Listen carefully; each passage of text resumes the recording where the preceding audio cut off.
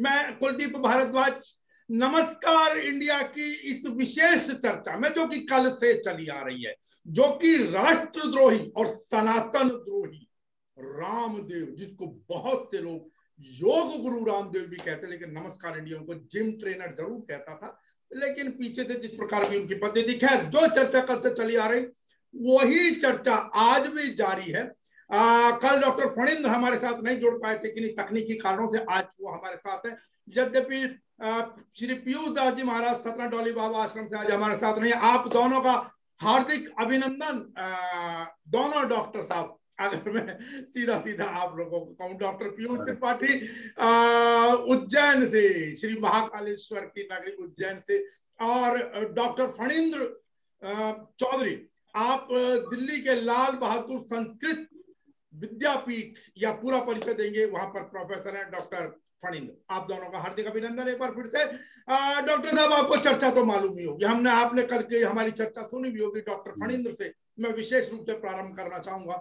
आपने सुना भी होगा कल जो भी चर्चा हम लोगों के साथ, हम लोगों के बीच के अंदर हुई, और उस चर्चा में क्योंकि हमने पहले बता दिया, हम सारी की सारी चर्चाएं पहले बता सके कि हम राष्ट्रद्रोही क्यों कहते हैं, क्योंकि उसने वर्ष 2011 में भारत के सुरक्षा बलों के विरुद्ध अपनी सशस्त्र सेना खड़ी करने की घोषणा की थी।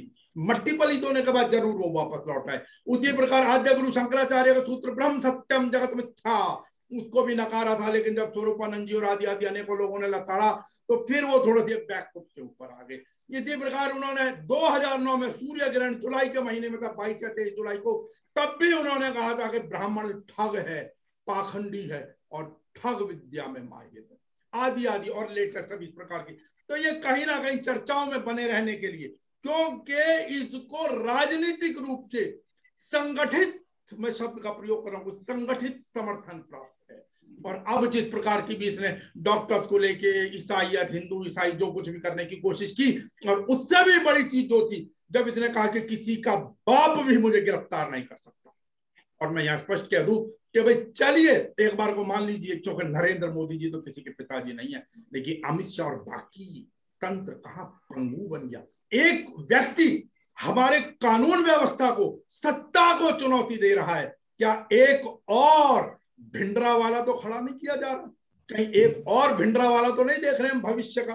तो मैं आपसे प्रारंभ करना चाहूंगा डॉक्टर फणींद्र। मेरे ख्याल से डॉक्टर पीयूष त्रिपाठी आपकी लाइट की कोई प्रॉब्लम हो गई है, कोई दिक्कत नहीं है। डॉक्टर फणींद्र, उन्होंने जो तंज कसा था कि भाई ये तो लूटते हैं मुहूर्त बता के, बाकी की सारी चीजें बता के, कि किसी को पता नहीं चला कि कोरोना आएगा, कोरोना के बाद फंगस भी आएगा। वो कहते हैं 1 लाख करोड़ की ये इंडस्ट्री आप घड़ी मुहूर्त के नाम पर बहकाते हैं, ज्योतिष के नाम पर।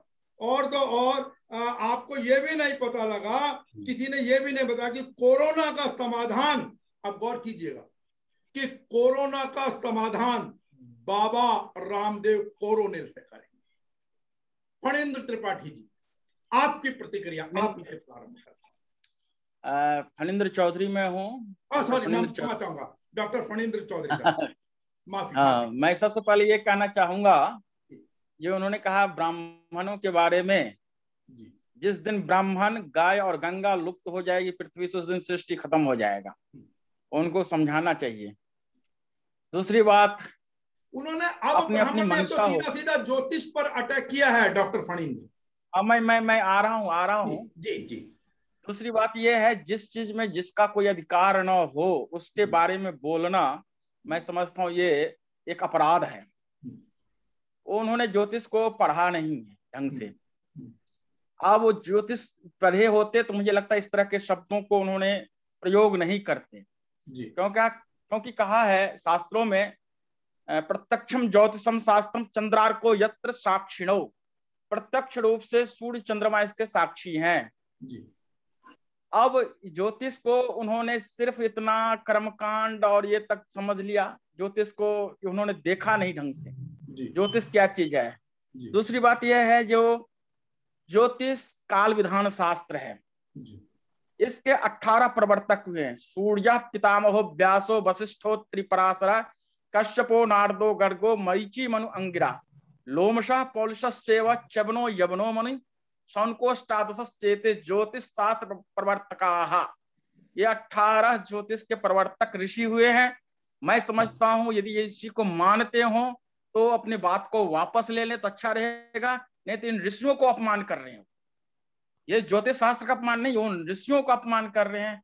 दूसरी बात, यदि वो योग शास्त्र को बहुत अच्छा मानते हैं, योग शास्त्र कहां से निकला है? यदि पातंजल को मानते हैं, योग दर्शन को मानते हैं, तो क्या आर्यभट्ट इस ज्योतिष शास्त्र के नहीं थे क्या?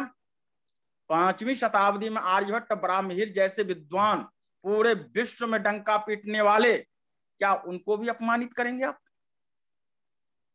है तो इनको मैं समझता हूं इनको किसी ने बहका दिया हो, या कुछ मीडिया में बने रहने के लिए अपनी बातों को प्रस्तुत करते रहते हैं कि कुछ चर्चा परिचर्चा चले। कुछ लोगों की ऐसी आदत होती है चर्चा परिचर्चा, और वो मैं समझता हूँ वो सुलझे हुए आदमी हो तो इस बात को वापस ले लेंगे तो अच्छा रहेगा। नहीं तो ज्योतिष के बिना, मैं तो समझता हूँ योग में भी उनका ज्योतिष लागू होता है, उनको पता नहीं होगा। ये योग 12 बजे दिन में कराते हैं क्या? वो सुबह सुबह ब्रह्म मुहूर्त में कराते हैं। ब्रह्म मुहूर्त क्या होता है? ब्रह्म मुहूर्त एक समय है, काल है। ज्योतिष काल विधान शास्त्र है, स्थान के अनुरूप काल को बनाने वाला शास्त्र है, काल को समझाने वाला, मनुष्य उपयोगी बनाने वाला शास्त्र है। तो ये काल अनवरत चलने वाली प्रक्रिया है। कहीं 6 महीने का दिन, कहीं 6 महीने की रात्रि है। कहीं पर जब भूलोक, भुवरलोक, स्वर्गलोक, महरलोक, जनालोक, तपालोक, सब जगह काल की परिभाषा बदलती चली जाती है। हम उत्तरी ध्रुव पे चले जाते हैं, वहां पर 6 महीने के दिन, 6 महीने की रात्रि होती है। तो अब हमने काल को छोटी से छोटी इकाइयों में बना करके मनुष्य उपयोगी बनाया। जैसे हमको आप कह दीजिए, जैसे शुक्ल पक्ष की प्रतिपदा है, द्वितीया है, तृतीया है, चतुर्थी है, पंचमी है। चांद चंद्रमा की कलाएं उतनी बढ़ती जाती है, और पूर्णमासी को पूर्ण रूप से चंद्रमा का बिंब दिखाई देता है। क्या यह सत्य है?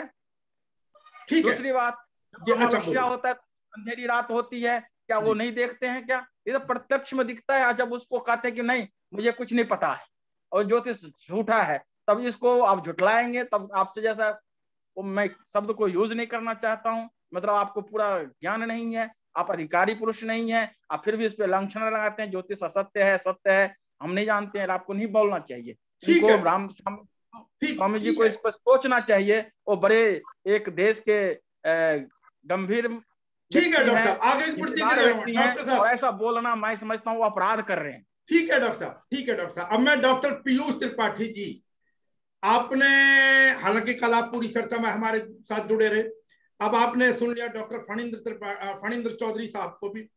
अब बात अभी कहते हैं कि उन्हें अपने शब्दों को वापस लेना चाहिए। साहब क्यों वापस ले, और अब से पहले क्या वापस लिया था उन्होंने? एक चीज, और मैं फिर अपने दर्शकों को भी बड़ा स्पष्ट कर दूं, क्योंकि नमस्कार इंडिया की हमेशा ये कोशिश रही है कि जमीन से जुड़े हुए लोगों को आपके सामने लाया जाए, उनके ज्ञान से मैं भी अभिभूत हूं और आपको भी परिचित कराया जाए।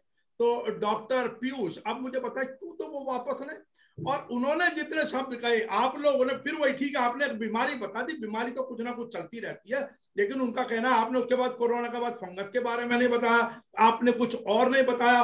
और मैं जो एक सबसे बड़ी चलन के अंदर चीज है आज के समय में कि लाभ हानि जीवन मरण यश अपयश विधिघात, इसका अमूनन लोग उदाहरण देते हैं डॉक्टर पीयूष त्रिपाठी कि भाई उस समय जिस आपने मुहूर्त तो निकाला गया था उनकी सत्ता पे, उनका राज तिलक करने का भगवान राम का, लेकिन हो गया उसका उल्टा। तो कहां गए वो सारे के सारे मुहूर्त, कहां गए वो ज्योतिष शास्त्र? डॉक्टर पीयूष त्रिपाठी। बिल्कुल, नमस्कार। जैसे कि कल हम लोगों ने बहुत सारे विषयों पर एक बहुत सकारात्मक चर्चा की थी, आज पुनः हम उसी विषय को लेकर उससे आगे बढ़ाने का प्रयत्न करेंगे। बाबा रामदेव ने जो विषय छेड़ रखा है, जो राग उन्होंने इस समय छेड़ी है, उसका यह समय उपयुक्त नहीं था। वैसे तो वह कभी भी उपयुक्त नहीं था, लेकिन जिस विषम परिस्थिति से देश गुजर रहा है और इनकी ये अराजक मानसिकता, कुत्सित और घृणित मानसिकता जो देश के ऊपर थोप रहे हैं, जो विभाजनकारी है, विघटनकारी है, इस प्रकार के शब्दों से एक वर्ग आहत हो रहा है। न कि एक वर्ग आहत हो रहा, बल्कि हमारा पूरा समाज और पूरा सनातन आज इनके हमारा शर्मिंदा है। यह इसकी हम घोर निंदा करते हैं और यह किसी भी हालत में स्वीकार योग्य नहीं है। मैं डॉक्टर त्रिपाठी आपको रोकूंगा। डॉक्टर त्रिपाठी, आपने कहा ये उचित समय नहीं था, हालांकि आपने बाद में ये कह दिया कि किसी भी समय उचित नहीं है। समय तो जब 2009 के और 2011 के उस दौरान के भी मैंने उदाहरण दिए हैं। उस समय तो महामारी नहीं थी, क्या उस समय उचित था? इसके ऊपर लगाम तो लगती नहीं है डॉक्टर त्रिपाठी। बिल्कुल सही कह रहे हैं। मेरा कहने का मतलब यह है कि अभी जिस ढंग की टिपिकल स्थिति में हम लोग जी रहे हैं, पूरा त्राहिमाम मचा हुआ है, इस अवसर पर इस प्रकार के बयानबाजी करना उससे ज्यादा निंदनीय है। जबकि इनकी तो ये जब से हमको लगता है कि इन्होंने ये संन्यास की दीक्षा ली या जब से अध्ययन का प्रारंभ किया होगा, तब से ही इन्होंने जो है एक वर्ग के प्रति घृणास्पद भावना इन्होंने बना रखी। मेरा कहने का मतलब ये है कि ना तो इनको ज्योतिष का ज्ञान है और ना ही इनको वेदों का ज्ञान है। ज्योतिष का ज्ञान इनको बिल्कुल किंचित मात्र भी नहीं है, नहीं तो इस प्रकार का अनर्गल प्रलाप ये कभी करते ही नहीं। अब ये बताइए, जो आदमी कभी जो है गुड़ खाया ही नहीं हो तो गुड़ का स्वाद क्या बताएगा? जिस आदमी ने कभी उसका अध्ययन ही नहीं किया, अभी हम लोगों ने किसी ऑपरेशन के बारे में नहीं जानते हैं और उस पर टीका टिप्पणी करना चालू कर दें, ये कभी भी न्याय संगत नहीं है। इसलिए ये किसी भी स्थिति में जानते ही नहीं है कि ये क्या है ज्योतिष शास्त्र। लेकिन मैं यहाँ रोक रहा हूं, आप दोनों के लिए मेरा एक प्रश्न है और मैं शुरू त्रिपाठी जी आप ही से करूंगा इस चीज को। आपने कहा एक समाज आहत होता है, लेकिन बदकिस्मती ये है, अगर आप कहते हैं कि आप अपने पक्ष पर ठीक है, लेकिन आपके समर्थन में खड़ा कौन होता है, मुझे ये बताइए। आपका अपना, अगर मैं अपना समाज नहीं, हालांकि आज के इस देश काल परिस्थिति के अनुसार सभी जाति के लोग, सभी वर्णों के लोग इस चीज को जानते हैं, पढ़ते भी हैं और उससे अपनी जीविका भी चला रहे हैं।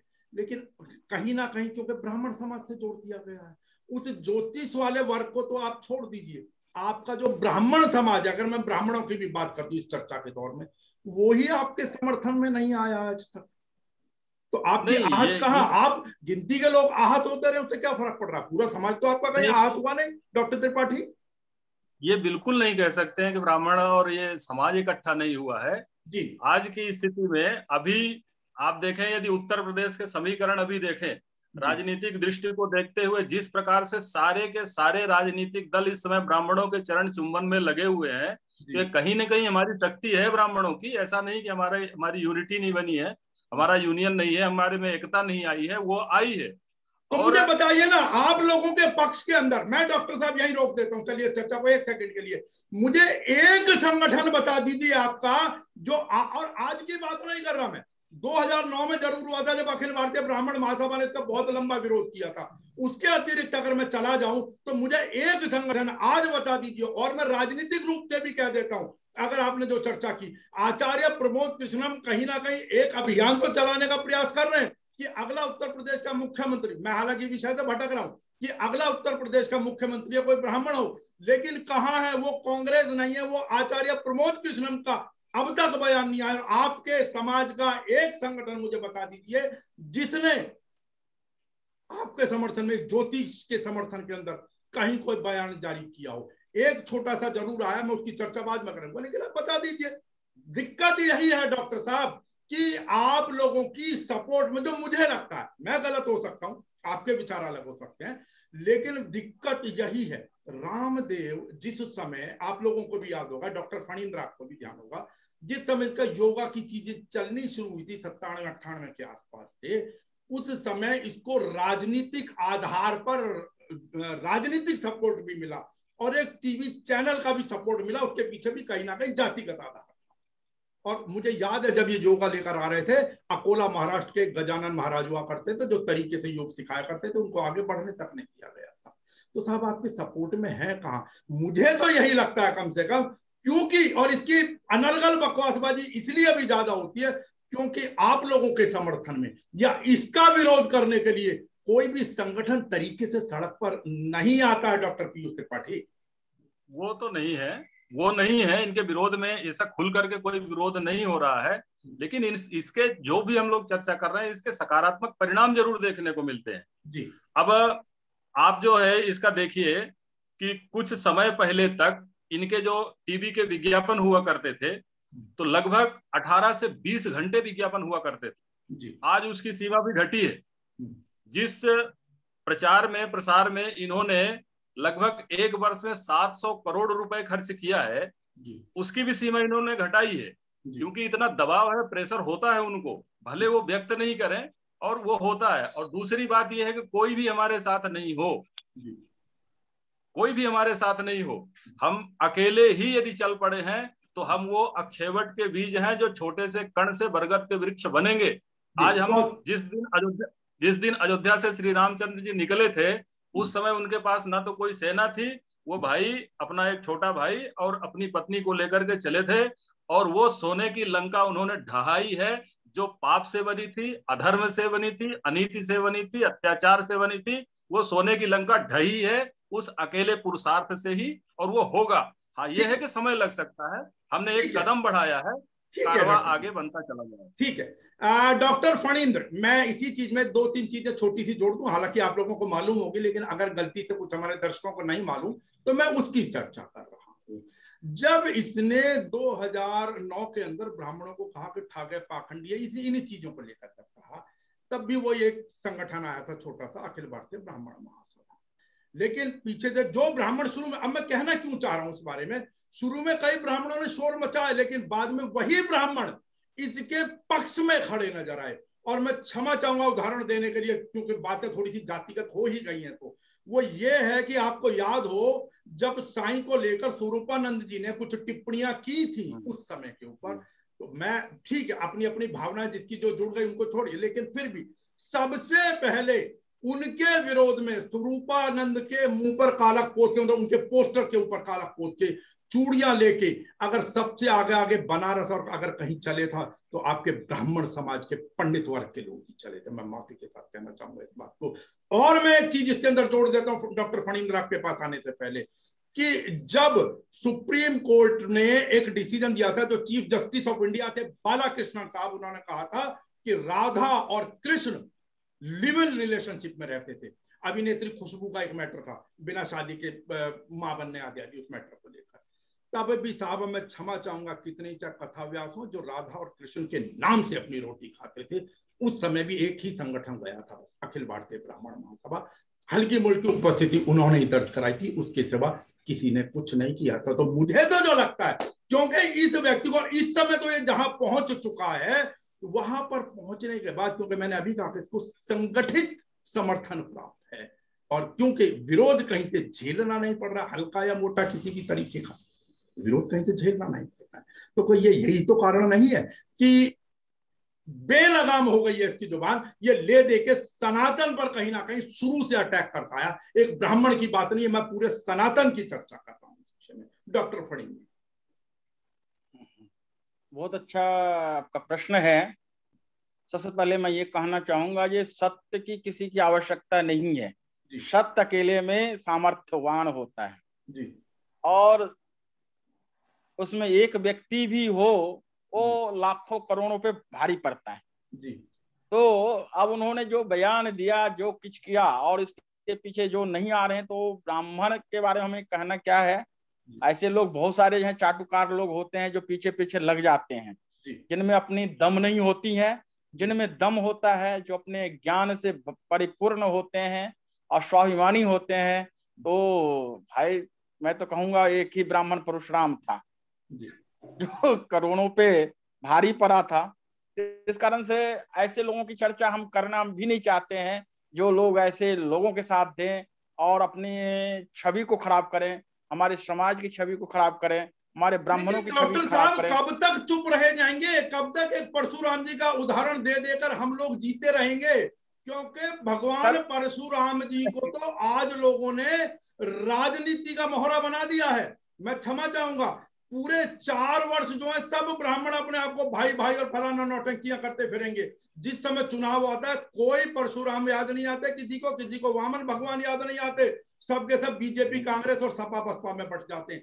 प्रश्न ये उठता है कि अब भविष्य में ऐसा, वो कहते हैं ना, बीती ताही बिसार दे, अगर मैं ये भी मान लूं तो अब ऐसा क्या किया जाए साहब?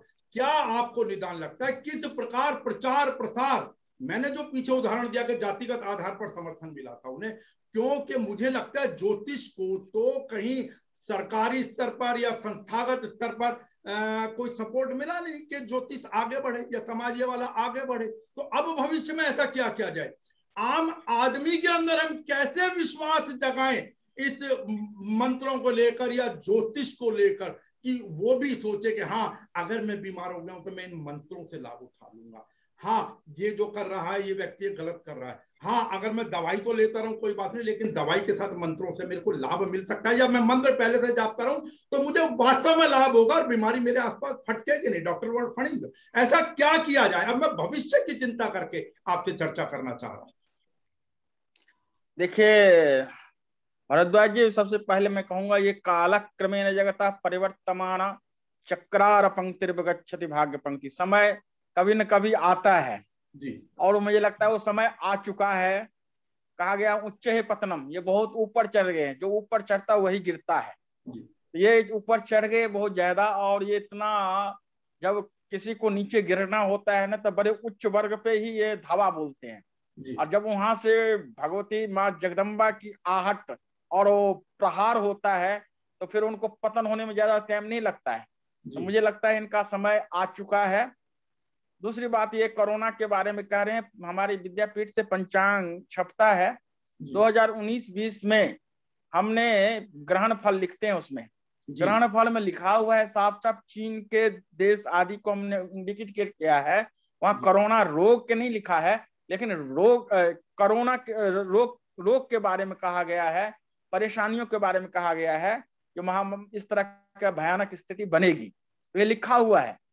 डॉक्टर साहब मैं यही आपको रोक रहा हूं कि लिखा हुआ है, लिख दिया है, पंचांगों में चला गया। दिक्कत में जो अब भविष्य के बारे में जानना चाह रहा हूं डॉक्टर पीयूष त्रिपाठी, कि उस चीज को प्रसारित नहीं किया गया। इसका मतलब तो सीधी सी बात यह है कि आम आदमी तक उस चीज की पहुंच हो सके। जो आप लोग बता रहे हैं हमने पंचांग में पहले लिख दिया, वो आम आदमी तक नहीं पहुंच पाया, ताकि आम आदमी आपके पक्ष में कहीं खड़ा होता। तो डॉक्टर पीयूष त्रिपाठी, मेरा सवाल यहीं से शुरू होता आपसे कि आगे ऐसा क्या किया जाए। एक चीज और एक प्रश्न में इसके अंदर और जोड़ दूं, बहुत से लोग जैसे अभी डॉक्टर फणींद्र कह रहे थे कि जो ऊंचाई पर जाता है वो गिरता, वो वहां पर पहुंच गए। कई लोग ये कहते हैं कि जो ये ब्राह्मण समाज है ना, जिसने अपना आधिपत्य जमा रखा था धर्म के ऊपर, ज्योतिष के ऊपर, सनातन के ऊपर, ये दूसरी जाति वाले या जो थोड़ा नीचे जाति जिनको कहा जाता है, उनकी सफलता को पचा नहीं पा रहे हैं। दो प्रश्न का जवाब चाहिए मुझे डॉक्टर पीयूष त्रिपाठी आपसे। पहले तो जो ये मान रहे हैं कि हमारी जो तथाकथित निम्न वर्ग जाति वर्ग के लोग हैं उनकी हम सफलता पचा नहीं पा रहे हैं, मैं अभी चैलेंज करता हूं, बाबा रामदेव को ही चैलेंज करता हूं कि वो अपना पुराना राम किशन यादव के नाम से अपना नाम का परिचय दें समाज में, और ये हमारे जो पवित्र भगवा वस्त्र है इसको उतार करके रख दें और पतंजलि का जीन्स पैंट पहन करके राम किशन यादव के नाम से योग का प्रचार करें और अपने प्रोडक्ट का प्रचार करें। फिर हम देखते हैं कि उनकी कितनी सफलता है और कितनी असफलता है जी। तो इसमें कोई डाउट नहीं है कि हम किसी की सफलता असफलता से कभी घृणित नहीं होते हैं, कभी परेशान नहीं होते हैं। हम तो सदियों से जो है केले के पत्ते लपेट लपेट करके वेद मंत्र पढ़ते पढ़ते यहाँ तक पहुंचे हैं और आगे भी भगवान ही हमारा संरक्षक है, इन लोगों से हम अपेक्षा नहीं करते हैं। दूसरी बात, आपका जो है दूसरा प्रश्न है कि इसको और कैसे बढ़ाया जा सकता है और कैसे लोग इकट्ठे हो सकते हैं। फणींद्र ने कहा इसको जन जन तक, ताकि एडवांस में पता हो, आदमी एडवांस में तैयार हो जाए इन चीजों को लेकर। जैसे आज के समय में थोड़ा सा हमको भविष्यवाणी कर दी जाती है, उस प्रकार इसके संदर्भ में भी थोड़ा सा जानकारी जरूर है। अब भविष्य की नीति और रणनीति पर हम चर्चा करें तो बेहतर। डॉक्टर पीयूष। बिल्कुल बिल्कुल बिल्कुल, मैं उसी बात पर आ रहा हूँ। देखिए, विद्या कोई भी हो राजाश्रयी होती है। जब तक राजा का आश्रय नहीं होगा तो विद्या फलीभूत नहीं होगी और पनपेगी नहीं, फलेगी फूलेगी नहीं जी। मध्य प्रदेश की मैं स्थिति आपको बताऊं जी, कुल मिलाकर के मध्य प्रदेश में थोड़ा सा मैं भले अलग होगा, हालांकि अलग नहीं है, संस्कृत की ही बात है। मध्य प्रदेश में कुल मिलाकर के 134 शासकीय अशासकीय संस्कृत विद्यालय हैं जी।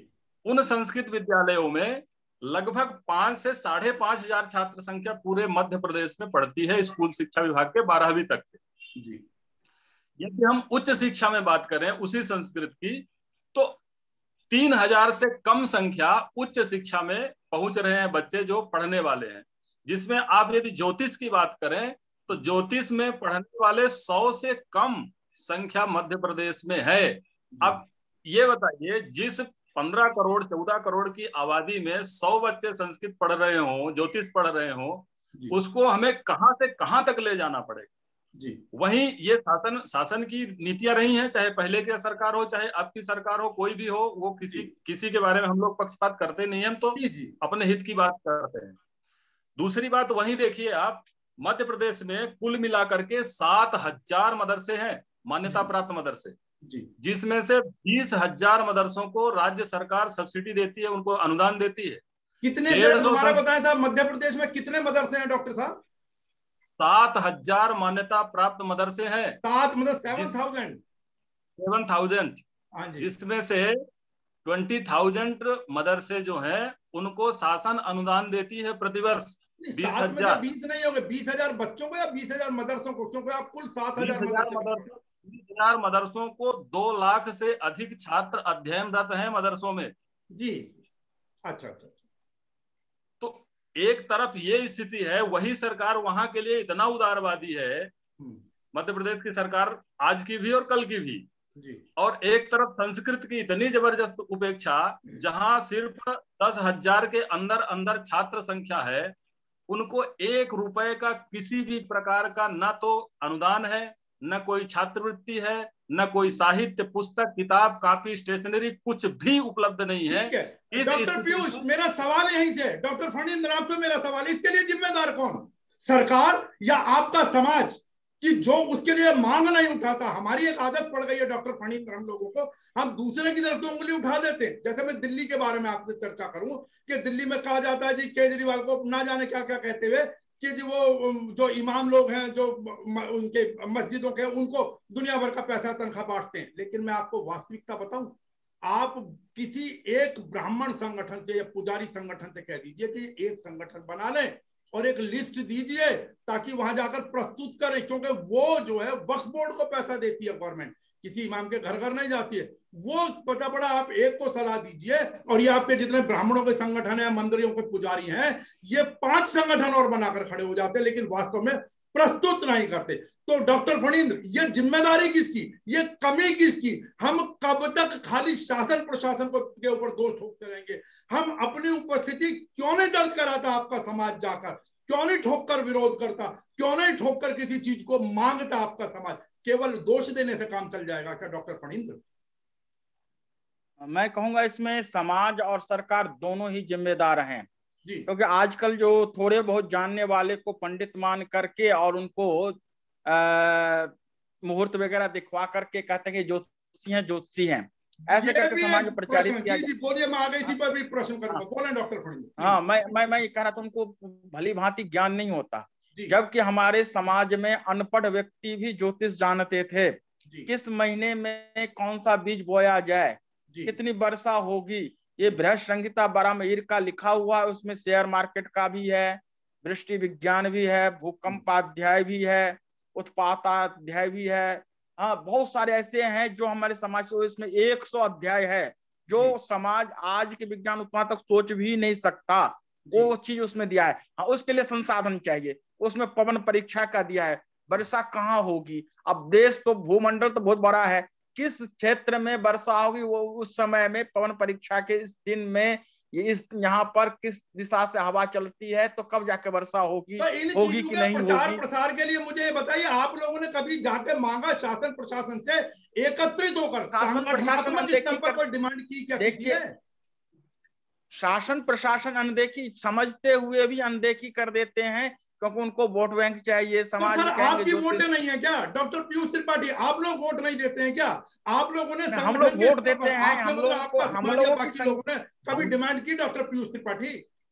भारद्वाज जी, हम लोग क्या है कि वोट भी देते हैं, सब कुछ करते हैं, लेकिन अब मैं कहता हूं कि जैसे मदरसों के लिए कौन से आंदोलन किए उन्होंने, कि जो है अनुदान दिए जा रहे हैं, बिना मांगे ही दे रहे हैं ना। तो जब इनको 20,000 मदरसों का अनुदान बिना मांगे दे रहे हैं, तो 150 विद्यालयों को बिना मांगे क्यों नहीं दे रहे हैं? नहीं डॉक्टर पीयूष, मैं क्षमा चाहूंगा, ये बिना मांगे नहीं दिया गया। वक्फ बोर्ड ने अपनी उपस्थिति दर्ज कराई है एक समय में और मांगा, आपके किसी संगठन ने मांगा नहीं कभी।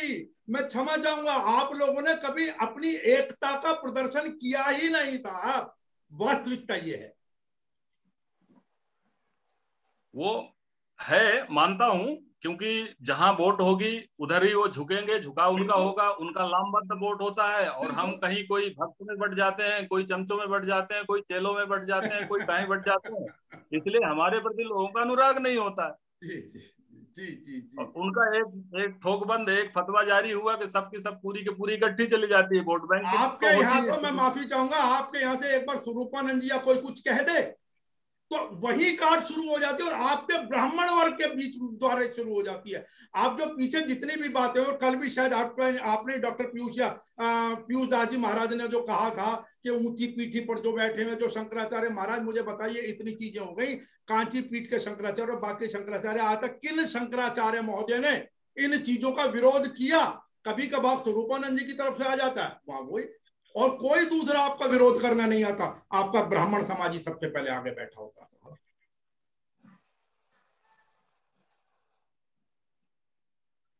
मेरी आवाज आ रही है? मेरी आवाज आ रही है डॉक्टर फणींद्र?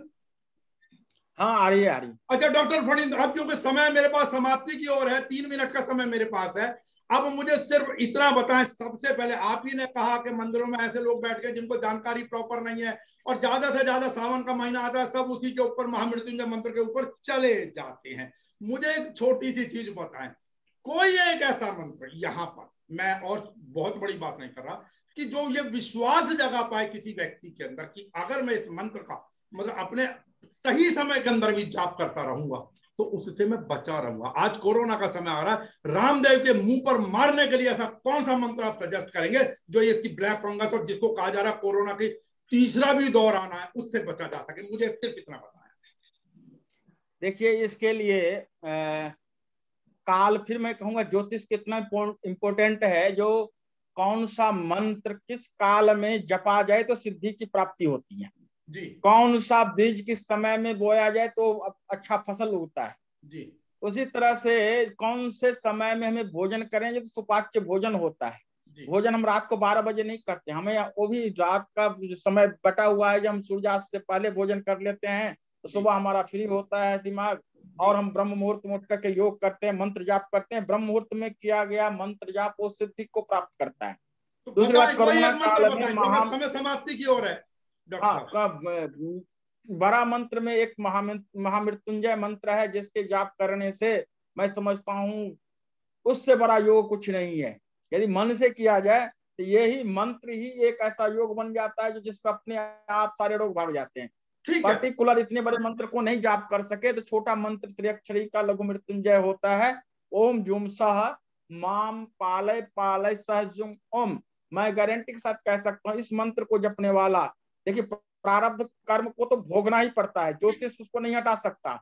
यदि राजा रामचंद्र थे जिनको राज्याभिषेक हुआ जी, और कुछ देर के बाद उनको ये पता चला जो आपको वनवास भी जाना है, प्रारब्ध कर्म है, भोगना पड़ेगा। काल तो सब पे हावी होगा, उसको भोगना ही पड़ेगा, चाहे मानव रूप में यदि जन्म लिए हैं तो,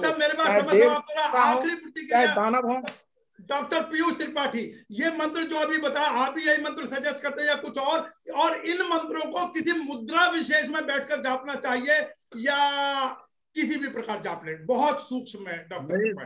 मैं विधिवत बता रहा हूं, कभी भी देश में विपत्ति आती है, महामारी आती है, उसके लिए शक्ति जो है, बिना शक्ति की कोई साधना हो नहीं सकती है। इसलिए देवी माँ दुर्गा की शक्ति की उपासना करनी चाहिए। और रोगान शेषान अपहंस दुष्टा रुष्टा तु कामान सकलान अभीष्टान त्वामाश्रितानाम न विपन्नराणाम त्वामाश्रिता ही आश्रयताम प्रयांति। इस महामारी निवारण के लिए इसका लक्ष्य चंडी यज्ञ किया जाए, देखिए कैसे नहीं बीमारी दूर होती है। अनुष्ठान तो हो। डॉक्टर पीयूष त्रिपाठी, मैं माफी चाहूंगा, प्रोग्राम बीच में कट जाएगा। मैं अब प्रयास करूंगा कि कम से कम हर शनिवार को शाम को एक कार्यक्रम ज्योतिष या सनातन से संबंधित रखा जाए, और अगर आप लोगों का मार्गदर्शन उसके अंदर मिलता रहे तो बहुत बहुत समाज लाभान्वित, बेशक हम छोटे स्तर पर है लेकिन लाभ मिलता रहेगा। मैं क्षमा चाहूंगा, मुझे आज डॉक्टर पीयूष त्रिपाठी आपको यही रोकना पड़ रहा है। इस जानकारी के साथ अखिल भारतीय ब्राह्मण महासभा ने तीरथ सिंह रावत उत्तर प्रदेश के उत्तराखंड के मुख्यमंत्री से रामदेव के विरुद्ध कार्रवाई की मांग की है। उसके बाद उन्होंने आंदोलन आदि आदि जो भी करने का वक्त समय बताएगा। तो आज की चर्चा में जुड़ने के लिए डॉक्टर फणींद्र चौधरी आपका बहुत बहुत धन्यवाद। डॉक्टर पीयूष त्रिपाठी आपका भी बहुत बहुत धन्यवाद। कई दिनों से आप लोगों का हमने समय लिया, बहुत बहुत धन्यवाद। जय महाकाल, जय भारत, नमस्कार।